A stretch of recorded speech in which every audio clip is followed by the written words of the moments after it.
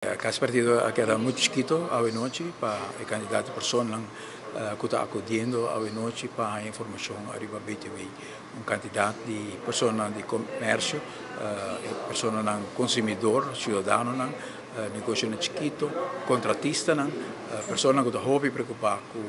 com o BTV aqui por vai impactar o comércio, como vai impactar o custo de vida na rua. E nos mostra o governo desse tempo de PBO acaba que o custo aqui está influenciando o custo de vida e a nós expertos não confirmar para nós que nós vai ter uma inflação de arriba de 10%, com o qual está guardo pronosticar no momento aqui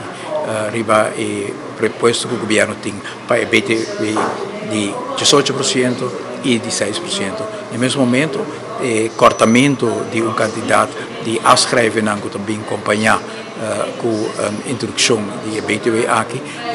que está afschrijving, que está investeringsaftrek, também com suma fictícia de 85 mil florins para negócio chiquito, diretor não paga, tudo isso aqui não também tem efeito hope negativo para a economia da rua no momento que o nosso país não pode e nos mira está presente uma inquietude, sentimento que não tem espaço para carga mais gasto e não tem espaço tampouco para comércio por vai carga, por exemplo, que não tem que vai pagar adelantar no momento de importar produto não 18%, que não tem que vai pagar interesse, que vem durante aqui dentro a expressar inquietude, desaprovação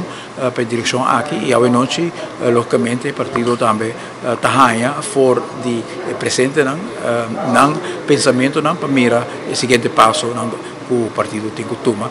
sobre a hobby costa bem do pueblo no saco tem aumento de corrente também ainda mais aumento de gasolina tem um eigen bijdrage te colgando na cabeça e nos cidadãos também tem uma inflação importante também tem hobby gasto que também adicional arriba nos pueblos com os pueblos não por carga e pensei me querer tanto gente está presente a noite aqui também na casa do partido.